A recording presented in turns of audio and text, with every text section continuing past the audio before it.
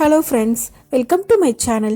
இன்னைக்கு இந்த வீடியோல நம்ம என்ன பார்க்க போறோம் அப்படினா மஷ்ரூம் கேப்சிகம் ஃப்ரைட் ரைஸ் தான் பார்க்க போறோம். வெறும் மஷ்ரூம் வச்சு ஃப்ரைட் ரைஸ் பண்றதுக்கு பதிலா நம்ம இப்படி பண்ணும்போது டேஸ்ட் ரொம்பவே நல்லா இருக்கும். வாங்க இது எப்படி பண்றதுன்னு வீடியோல பார்க்கலாம். அதுக்கு முதல்ல ஒரு கடாயில 4 ஸ்பூன் அளவுக்கு எண்ணெய் ஊத்துறேன்.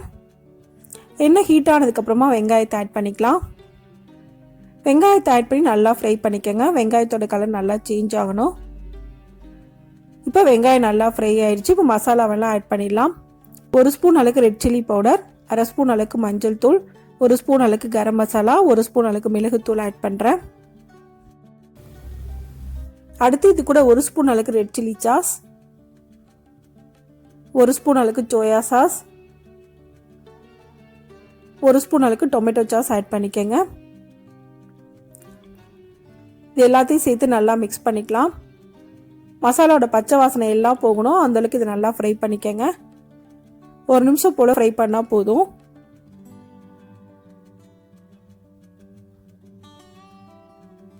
இப்போ இது எல்லாமே நல்லா ஃப்ரை ஆயிடுச்சு. இந்த ஸ்டேஜில் நம்ம கட் பண்ணி வச்சுருக்க மஷ்ரூமை ஆட் பண்ணிக்கலாம். மஷ்ரூமை ஆட் பண்ணி நல்லா மிக்ஸ் பண்ணிக்கங்க. 2-3 நிமிஷம் போல் நம்ம குக் பண்ணோம் அப்படின்னா மஷ்ரூம் இந்தளவுக்கு நல்லா குக் ஆயிரும். இந்த அளவுக்கு நல்லா குக் ஆனதுக்கு அப்புறமா நம்ம குடைமிளகாய் ஆட் பண்ணிக்கலாம். கூடவே தேவையான அளவுக்கு உப்பு சேர்த்துக்கங்க.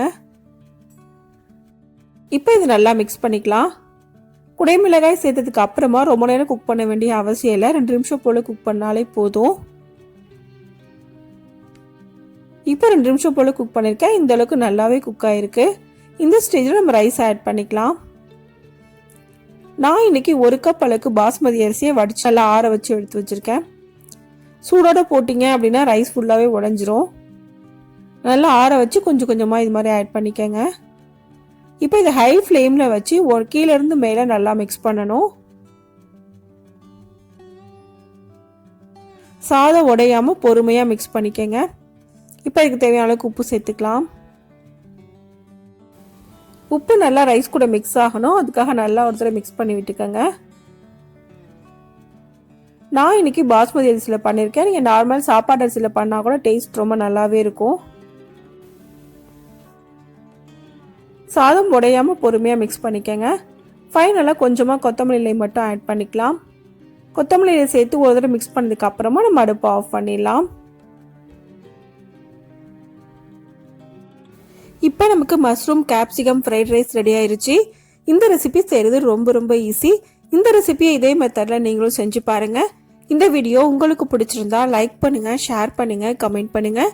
மறக்காமல் சேனலை சப்ஸ்கிரைப் பண்ணுங்கள். தேங்க்ஸ் ஃபார் வாட்சிங்.